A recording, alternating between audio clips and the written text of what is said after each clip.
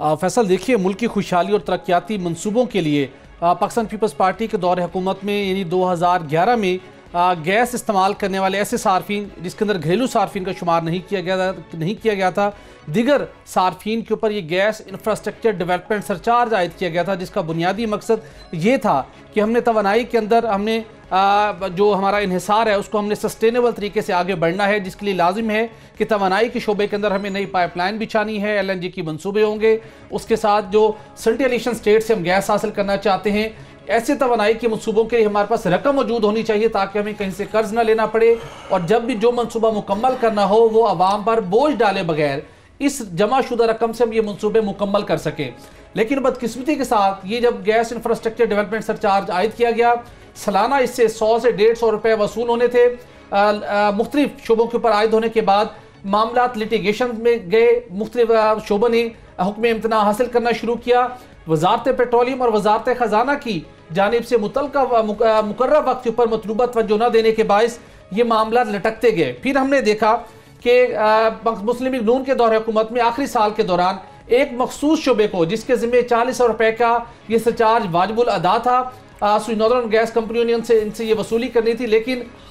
मुस्लिम league नून की हुकूमत ने उस शोबे के साथ अंडरस्टैंडिंग करके सेनेट से बिल मंजूर करवाया और ये रकम माफ़ कर दी गई। उसके बाद हमने एक बहुत अहम मामला टेकअप किया था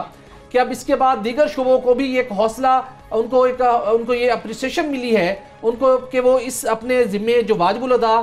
GIDC उसको माफ़ कराएं, जिसके अंदर फर्टिलाइज़र का शोबा भी शामिल था। इस शोबे के मालकान से वाबस्ता मालकान ने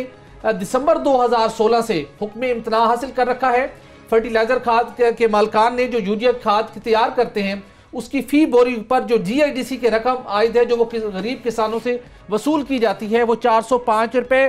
फ़ी बोरी है। लेकिन हैरान कुन तौर के ऊपर दिसंबर 2016 से हुक्म इम्तना हासिल है, इन कंपनियों ने हुक्म इम्तना हासिल कर रखा है, लेकिन उसके बावजूद यूरिया खाद की फ़रोख्त पर 405 रुपये फ़ी बोरी GIDC की कलेक्शन का सिलसिला बदस्तूर जारी है। हमने गैस कंपनियों से कुछ अदाद शुमार हासिल किए कि कितनी रकम मुख्तलिफ कंपनियों के जिम्मे वाजिबुल अदा है, तो पता चला कि तकरीबन 40 रुपये से ज़ायद रकम फर्टिलाइज़र प्लांट्स के मालकान के कस्टडी में है। उन्होंने अपने बैंक अकाउंट्स में ये रकम रखी हुई है, लेकिन कौमी खजाने में ये रकम जमा नहीं करवाई जा रही। इसके बाद सिर्फ यही नहीं हुआ कि बजाय इसके कि वजारत सनअत व पैदावार, मुशीर सनअत व पैदावार इस्दाक दाऊद साहब, वज़ीर खजाना सद उमर साहब इस हुक्म इम्तना को खारिज करवाते, सुप्रीम कोर्ट ऑफ पाकिस्तान से रजू किया जाता कि गैस कंपनियों की इस रकम की ज़रूरत है, कौमी खजाने पर बोझ डालना पड़ता है नई पाइपलाइन की स्कीमों से, जिसके नतीजे में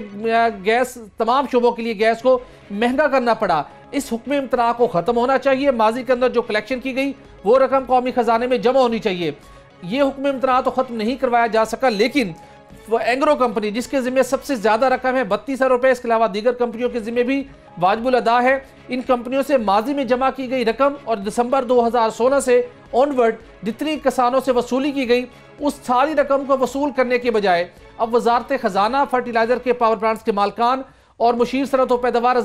दाऊद साहब ये इन्होंने नए प्लान पर काम शुरू किया है कि जिस तरीके के साथ मुस्लिम लीग नून की हुकूमत ने एक शोबे के ज़िम्मे वाजिबुल अदा गैस इंफ्रास्ट्रक्चर डेवलपमेंट सरचार्ज की रकम सेनेट से बिल मंजूर करवा के माफ़ कर दी थी, इसी ही तरीके के साथ फर्टिलाइज़र प्लांट्स के मालकान को भी ये 50% तक रियायत दी जाए। जितनी रकम वो गरीब किसानों से जमा कर चुके हैं वो रकम जो पाकिस्तान में एनर्जी के इंफ्रास्ट्रक्चर की डेवलपमेंट के ऊपर खर्च होनी थी, मुल्क की तरक्की और फलाह बहबूद के मनसूबों पर खर्च होनी थी, ये रकम अब 50% जो कि 25 रुपये के लगभग ये रकम बनती है, ये फर्टिलाइज़र प्लांट्स के मालकान को माफ़ कर दी जाए।